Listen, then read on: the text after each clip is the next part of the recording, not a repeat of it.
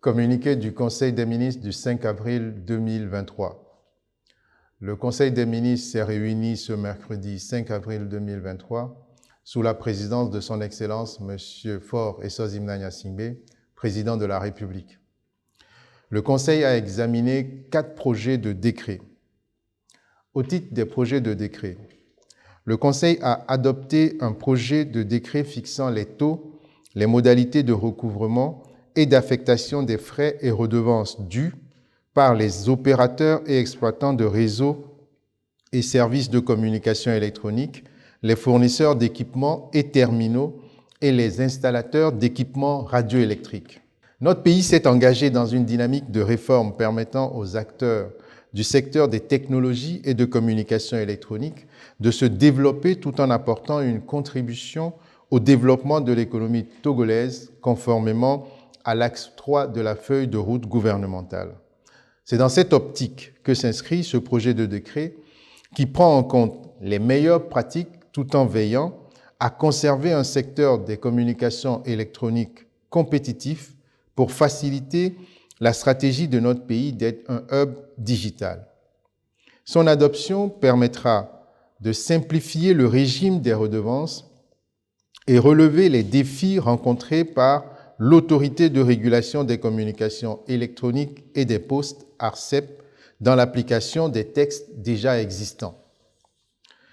Le Conseil a ensuite adopté un projet de décret portant création, attribution et organisation de la Société togolaise de manganèse, STM.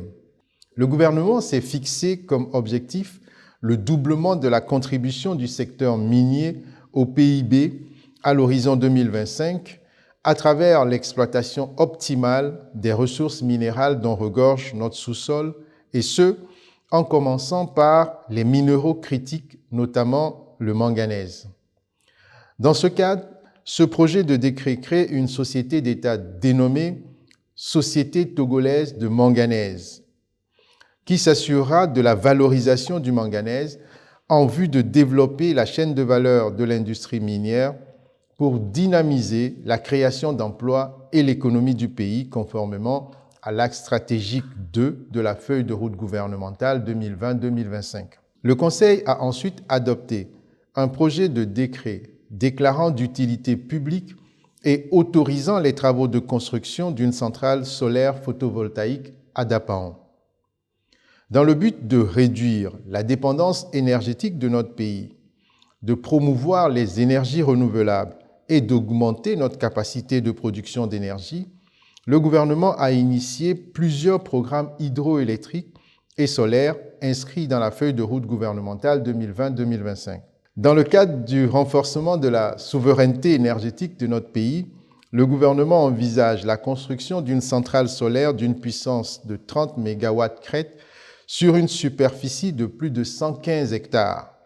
La mise en place de cette centrale s'inscrit dans le cadre du projet régional solaire d'intervention d'urgence RESPIT. L'adoption de ce décret permettra de prendre les mesures nécessaires pour assurer la réalisation du projet et renforcer l'accès universel à l'électricité conformément à l'axe 1 de la feuille de route gouvernementale qui vise l'inclusion et l'harmonie sociale. Le Conseil a enfin adopté un dernier projet de décret portant ouverture et clôture de la période du recensement électoral pour les prochaines élections régionales et législatives. Conformément au texte en vigueur, la date d'ouverture et de clôture de la période d'établissement des listes électorales est fixée par décret en Conseil des ministres sur proposition de la Commission électorale nationale indépendante.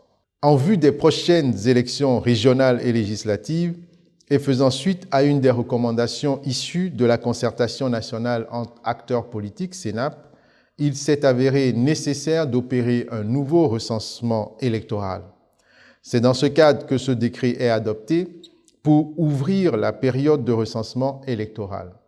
Ainsi, le recensement électoral se déroulera pendant la période du 29 avril au 3 juin 2023, suivant un calendrier établi par la CENI, fait à Lomé le 5 avril 2023 le Conseil des ministres.